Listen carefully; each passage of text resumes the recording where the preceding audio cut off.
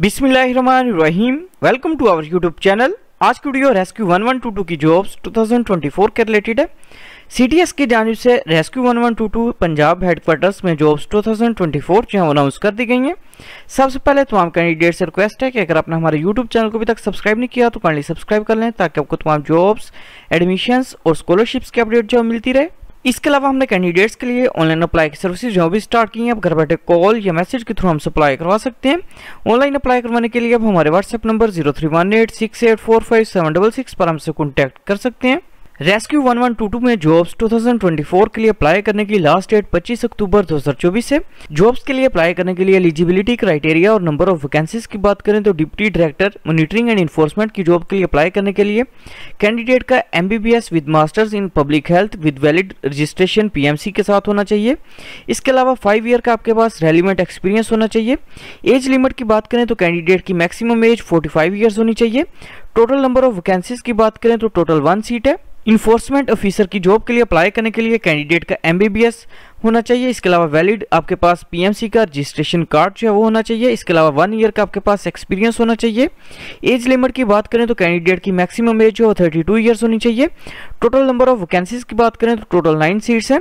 Computer programmer की post के लिए अप्लाई करने के लिए कैंडिडेट का MCS, इसके अलावा MS इंफॉर्मेशन टेक्नोलॉजी या BS कंप्यूटर साइंस जो है वो कंप्लीट होना चाहिए।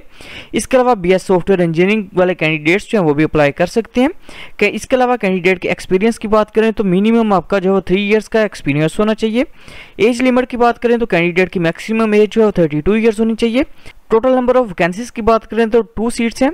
इसके अलावा सुपरिटेंडेंट एग्जामिनेशंस की पोस्ट के लिए अप्लाई करने के लिए कैंडिडेट की MCS, MSIT या BS कंप्यूटर साइंस, इसके अलावा MBA या MPA जो है वो आपका कंप्लीट होना चाहिए।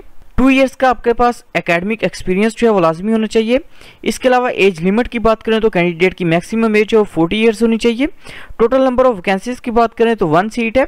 असिस्टेंट कंट्रोलर एग्जामिनेशंस की पोस्ट के लिए अप्लाई करने के लिए कैंडिडेट का MCS, MSIT या BS कंप्यूटर साइंस जो है वो कंप्लीट होना चाहिए। इसके अलावा 2 ईयर्स का आपके पास एक्सपीरियंस जो है वो रिक्वायर्ड है। एज लिमिट की बात करें तो कैंडिडेट की मैक्सिमम एज जो 40 ईयर्स होनी चाहिए। टोटल नंबर ऑफ वैकेंसीज की बात करें तो 1 सीट है। फोटोग्राफर या कैमरामैन की पोस्ट के लिए अप्लाई करने के लिए कैंडिडेट की ग्रेजुएशन जो है वो कंप्लीट होनी चाहिए।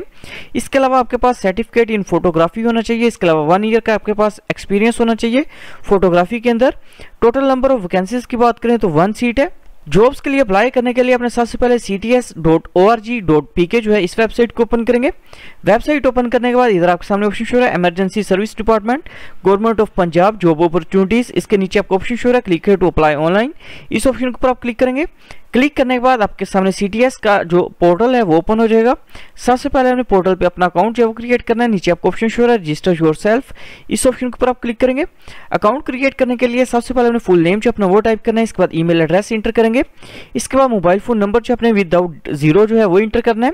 इसके बाद CNIC नंबर जो अपने वो इंटर करना है। इसके बाद पासवर्ड इंटर करेंगे। पासवर्ड को अपने कन्फर्म करना है और रजिस्टर के ऑप्शन के ऊपर अपने क्लिक करना है। अकाउंट जो है वो क्रिएट करने के बाद अपने अकाउंट को अपने लॉगिन करना है। अकाउंट लॉगिन करने के बाद नीचे आपको ऑप्शन शो है एप्लीकेशन फॉर्म का, इस ऑप्शन के ऊपर आप क्लिक करेंगे। अकाउंट जो है वो लॉगिन करने के बाद सबसे पहले अदर इन्फॉर्मेशन जो अपनी वो इंटर करेंगे। इसके बाद अपने डोमिसाइल की डिटेल जो है वो इंटर करनी है।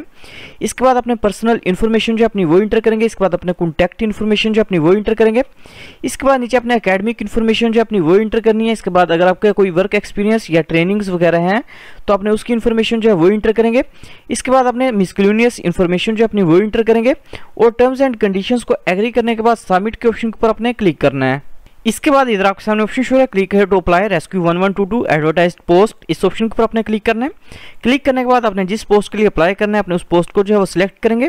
सिलेक्ट करने के बाद नीचे आपके सामने ऑप्शन शो है सिलेक्ट डिस्ट्रिक्ट अप्लाइड फॉर, आपने ये सिलेक्ट करना है और अप्लाई के ऑप्शन के ऊपर अपने क्लिक करना है। अप्लाई के ऑप्शन पर क्लिक करने के बाद इधर आपके सामने ऑप्शन शो है डाउनलोड डिपॉजिट स्लिप, इस ऑप्शन के ऊपर आप क्लिक करेंगे। क्लिक करने के बाद आपके सामने एप्लीकेशन प्रोसेसिंग फी वोचर जो है वो शो हो जाएगा, जो कि बेसिकली 475 रुपीज़ का, जो कि आप किसी भी बैंक अल-फलाह, नेशनल बैंक या यूनाइटेड बैंक या MCB की ऑनलाइन ब्रांच में जो सबमिट करवा सकते हैं। एप्लीकेशन प्रोसेसिंग फीस जो सबमिट करवाने के बाद इधर आपके सामने ऑप्शन शो है डाउनलोड एप्लीकेशन फॉर्म, इस ऑप्शन के ऊपर आप क्लिक करेंगे। एप्लीकेशन फॉर्म जो है डाउनलोड करने के बाद एप्लीकेशन फॉर्म को अपने प्रिंट करना है। एप्लीकेशन फॉर्म प्रिंट करने के बाद अपने तमाम डॉक्यूमेंट्स जो है वो अटैच करके इसको आप TCS करेंगे। Central testing service, address 414 F2 floor, main boulevard, Gulberg 3 Lahore, इस एड्रेस के ऊपर आप TCS करेंगे तो आपकी एप्लीकेशन जो है सबमिट हो जाएगी। Thanks for watching. For more information kindly subscribe our channel.